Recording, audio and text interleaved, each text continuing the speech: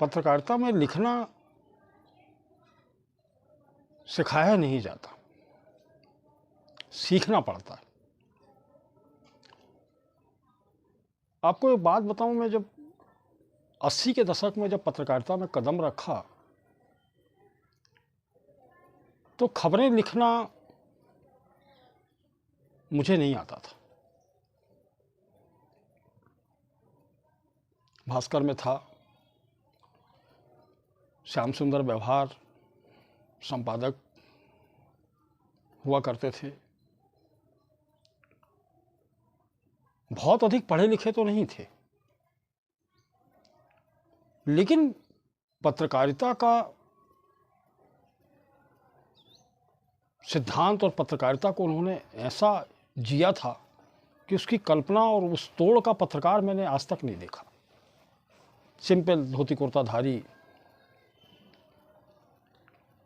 और उन दिनों अंग्रेजी के गजब के विद्वान, जितना उनका हिंदी पे कमांड उतना ही अंग्रेजी पे कमांड था। और उन दिनों जो खबरें आती थी, जो ग्रामीण क्षेत्रों से जो खबरें मिलती हैं, वो कागज पे लिख करके संवाददाता भेज दिया करते थे।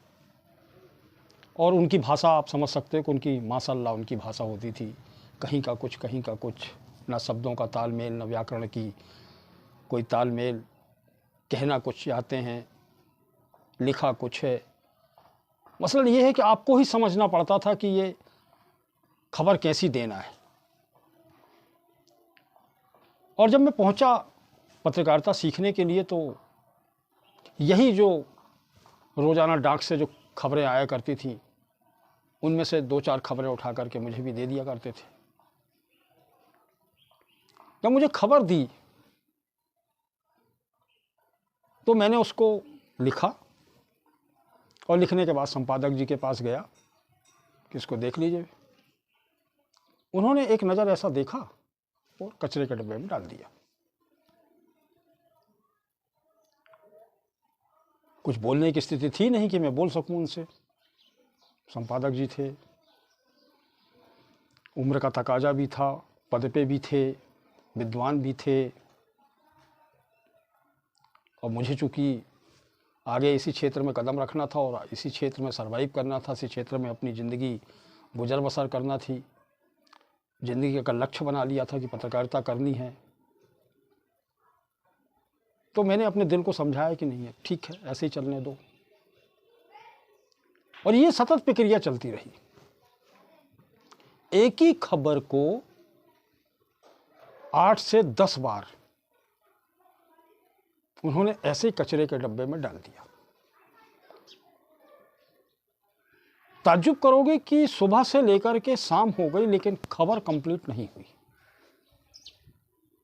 दूसरे दिन फिर वही प्रक्रिया। मन में एक निराशा का भाव पैदा होने लगा, यार वाकई में कर पाऊंगा कि नहीं कर पाऊंगा पत्रकारिता, और ऐसे ही एटीट्यूड है और व्यवहार ऐसे ही है तो फिर कैसे हो पाएगा। ये बताते भी तो नहीं कि कहाँ गलती हुई है और कैसे बनाना है और कैसे क्या करना है। वक्त गुजरा, 2-3 दिन की कसरत के बाद में एक छोटा सा सवाल उन्होंने किया, क्या खबरें कभी पढ़ते हो? सुबह अखबार देखते हो? अपना ही अखबार देखते हो, दूसरे छोड़ दो? मेरा जवाब था कि हाँ देखता हूं। नहीं नहीं, ऐसा हो नहीं सकता। पढ़ो, तुम पहले खबरों को देखो कैसे बनती हैं खबरें, फिर लिखो उसके तरीके से, तब समझ में आएगा खबर कैसे लिखते हैं। मैंने प्रक्रिया को अपनाया। नतीजतन ये हुआ कि मैं खबरें लिखना सीख गया। और उन दिनों पत्रकारिता में जो पत्रकार थे, जो वाकई में यदि कहा जाए तो कठोर थे। मतलब ट्रेडिशनल एक शिक्षक जो आपने अपनी छोटी कक्षाओं में आपने देखा होगा, आपका अनुभव है या नहीं है, लेकिन हमारे दौर में तो टीचर ऐसे होते थे कि बस माँ बाप जाकर के उनको ये कहते थे कि बस कूट देना, हमें कोई दिक्कत नहीं होगी। और मास्टर भी ऐसे क्रूर होते थे कि बगैर कूटे मानते ही नहीं थे, जम के कूटते थे। याद होगा क्लासरूम में जब जाते थे तो हरी हरी बेशरम की 2-3 डंडियां मास्टर पहले से तोड़वा कर रख लेते थे, और जरा जरा सी बात पे और जरा जरा सी गलतियों पे हाथ सुझा देते थे। और घर के लोग शिकायत करने नहीं जाते थे, ना माँ बाप कभी शिकायत लेकर के उनके पास नहीं पहुंचते थे कि ये हाल क्या कर दिया। अब वो दिन बदल गए, अब तो बच्चे को छू लो तो माँ बाप पुलिस कंप्लेंट कर दें। तो लेकिन फर्क पड़ गया, आज बच्चा कमज़ोर हो गया, शारीरिक रूप से और मानसिक रूप से भी। पढ़ लिख अधिक गया, डिग्री डिप्लोमा ज़्यादा हो गई उसके पास, लेकिन व्यावहारिक रूप से वो कमज़ोर हो गया। और पत्रकारों की भी हालत यही है कि उनके पास संसाधन बहुत हो गए, वो पत्रकार बन गए, डिग्रियां आ गई, लेकिन पत्रकारिता की जो बुनियाद थी वो कमज़ोर रह गई।